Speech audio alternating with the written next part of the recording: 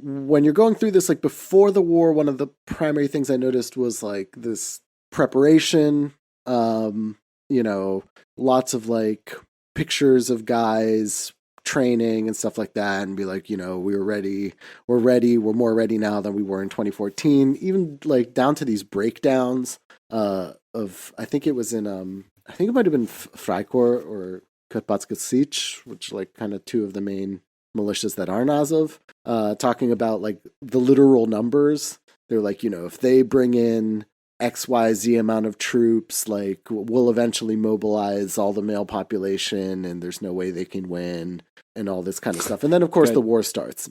And like immediately, literally as it started, and this has changed in the last month or so, they were posting a lot of stuff directly from their phones and stuff, which I think caused some trouble. I think people did get like hit by like cruise missiles and shit like that, because there's definitely FSB dudes watching all those channels as well.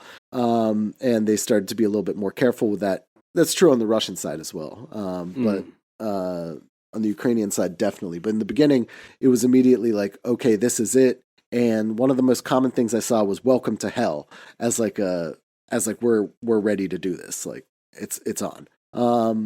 And so primarily, like I've been following a couple different groups now. Like some of them are more traditional in like kind of more traditional Ukrainian nationalism, and some of them are more on this kind of cutting edge of far right and Nazi ideology in Europe. And I'll talk a little bit more about that later, because I think it's pretty important to, like, if you're interested in following like the far right in Europe, some of these groups are incredibly important for like formulating some new ideas. I mean, like some people might be familiar with stuff like Casa Pound and stuff like that, took elements from like the squatting community and like the left and anarchists and stuff and put it into like a new Nazi movement.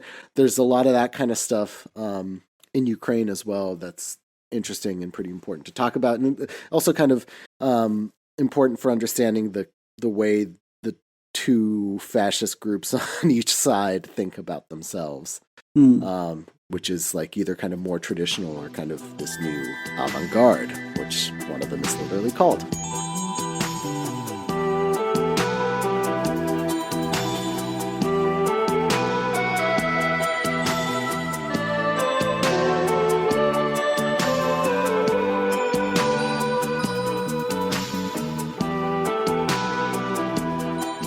Fritz here. This has been a highly manipulative attempt to entrap you into our Patreon page at patreon.com/tenepod to subscribe and get the full premium episode we've teased here. Also check out our Twitter account, also at Tenepod, and follow us, subscribe, and get the latest updates as well as whatever garbage falls out of our brains. So we cool?